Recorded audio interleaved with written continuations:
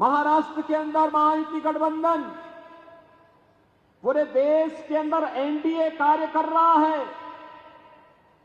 उनके लिए एक भारत श्रेष्ठ भारत ही जीवन का एकमात्र ध्येय है।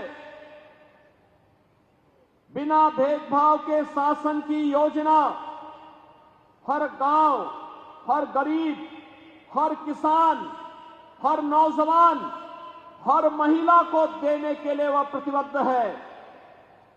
वह देश की सुरक्षा के लिए, देश की समृद्धि के लिए और शासन सत्ता उसके लिए सुशासन का एक मंत्र बन करके आता है। एक तरफ यह महायुति गठबंधन महाराष्ट्र के अंदर है, भाजपा है, शिवसेना शिंदे सेना है और एनसीपी में श्री अजीत पवार है, आरपीआई रामदास अठावले जी हैं और दूसरी तरफ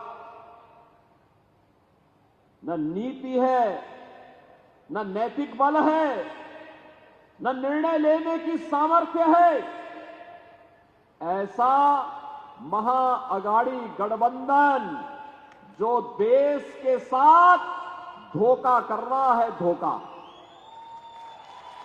बहनों और भाइयों, ये महाअगाड़ी गठबंधन पहले एक दूसरे को धोखा दे रहा है, एक दूसरे को। कांग्रेस में, उद्धव ठाकरे में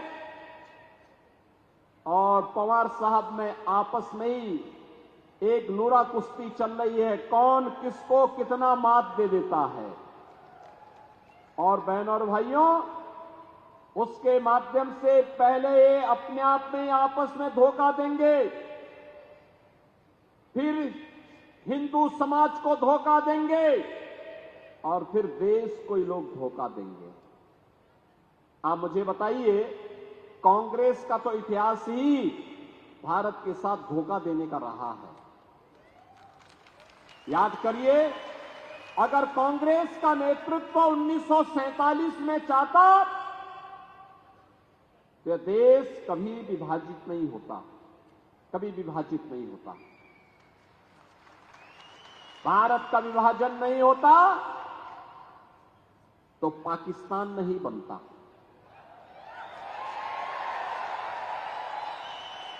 पाकिस्तान नहीं बनता। जिनको यह भय था कि मुसलमान दंगे करेंगे, उनसे तो हम वैसे निपट लेते जैसे आज निपटते हैं। लेकिन कांग्रेस की बुजदिली थी, उनकी कायरता थी, सत्ता लोलुपता थी। उन्होंने देश के विभाजन को स्वीकार करके हजारों वर्षों से जो भारत एक भारत था, उस भारत को दो टुकड़ों में बांट दिया। बदले में मिला क्या? लाखों हिंदू काटा गया, लाखों हिंदू काटा गया। अब तो कांग्रेस के लोग उस सच्चाई को भी स्वीकार नहीं कर रहे हैं। कल यहां पर श्रीमती प्रियंका वाड्रा जी आई होंगी, वो भी इस सच्चाई को नहीं बोली होंगी। उन्होंने विकास के बारे में कुछ नहीं कहा होगा, सुरक्षा के बारे में कुछ नहीं कहा होगा, आतंकवाद के बारे में नहीं कहा होगा, नक्सलवाद के बारे में नहीं कहा होगा, क्योंकि वे तो बांटने के लिए आए हैं। कांग्रेस के अध्यक्ष हैं श्री मल्लिकार्जुन खड़गे, उम्र दराज हैं, लेकिन सच बोलने की हिम्मत नहीं करते हैं। बहनों और भाइयों, उसी सच्चाई से अवगत कराने के लिए मैं आया हूं।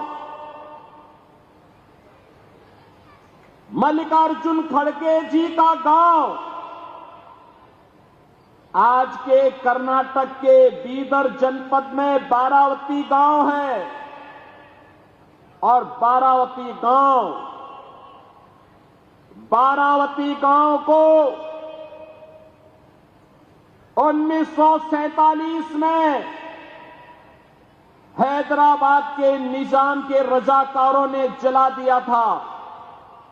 खड़गे जी की मां, उनकी चाची, उनकी बहन उसमें जल करके उनकी दुखद मृत्यु हुई थी।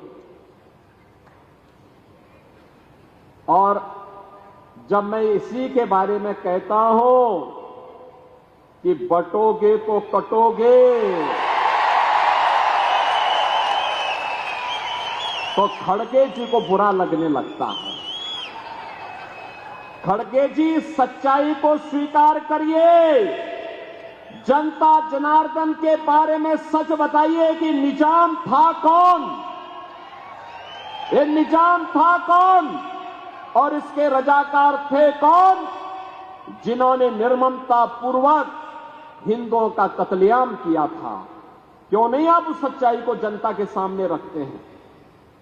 कांग्रेस के नेतृत्व के भय से, अरे आप तो स्वयं ही राष्ट्रीय अध्यक्ष हैं कांग्रेस के, आपको सच्चाई बोलनी चाहिए कि नहीं, निजाम के रजाकारों ने, निजाम का रजाकार कोई और नहीं था, ये निजाम के रजाकार वही कट्टरपंथी मुस्लिम हैं जो आज भी जगह जगह, कहीं गणपति महोत्सव पर, कहीं रामनवमी की शोभा यात्रा पर और कहीं पर हमारी आस्था और सम्मान के प्रतीक विशालगढ़ जैसे किलों पर कब्जा करके भारत को अपमानित करने का कार्य कर रहे हैं। और इसीलिए मैं आपसे कहने के लिए आया हूं कि बहनों और भाइयों, ये कांग्रेस के अंदर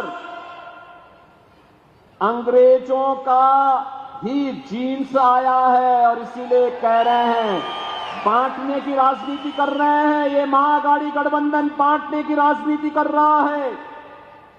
ये जाति के नाम पे बांटेगा, क्षेत्र के नाम पे बांटेगा, भाषा के नाम पे बांटेगा, आपस में लड़ाएगा, जाति जाति को लड़ाएगा और फिर आपस में लड़ करके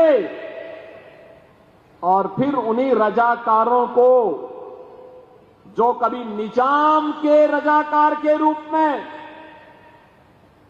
सनातन के खिलाफ लड़े थे, उन्हीं रजाकारों के माध्यम से फिर से भारत की एकता और अखंडता को चुनौती देंगे। बहनों और भाइयों, हम बटे थे तो हमें अपमान झेलना पड़ा था, देश का दुर्भाग्यपूर्ण विभाजन हुआ था। हम बटे थे, अयोध्या में राम मंदिर का अपमान झेलना पड़ा था, काशी में काशी विश्वनाथ का अपमान झेलना पड़ा था, मथुरा में भगवान श्री कृष्ण के जन्मभूमि का अपमान झेलना पड़ा था।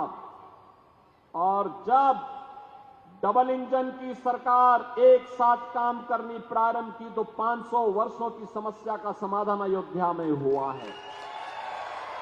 आज आप अयोध्या में देखते होंगे, अयोध्या में भगवान रामलला विराजमान हो गए हैं, भव्य मंदिर का निर्माण हो गया है। और मैं तो महायुति गठबंधन सरकार को धन्यवाद दूंगा कि इन्होंने अयोध्या में महाराष्ट्र से जाने वाले श्रद्धालुओं के लिए एक भव्य महाराष्ट्र भवन बनाने के लिए वहां पर जमीन वहां पर आरक्षित करके उसके कार्य प्रारंभ कर दिया है। बहनों और भाइयों, आखिर अयोध्या में राम मंदिर का निर्माण कांग्रेस भी कर सकती थी, नहीं किया। मैं पूछना चाहता हूं, अगर सर्वे बाला साहब ठाकरे जी होते, क्या वे कांग्रेस के साथ गठबंधन करते क्या? तो फिर उद्धव जी ने क्यों कर दिया? अपने मूल्य और सिद्धांतों से भटक गए और इसीलिए मैं आपसे कहने के लिए आया हूं, बहनों और भाइयों,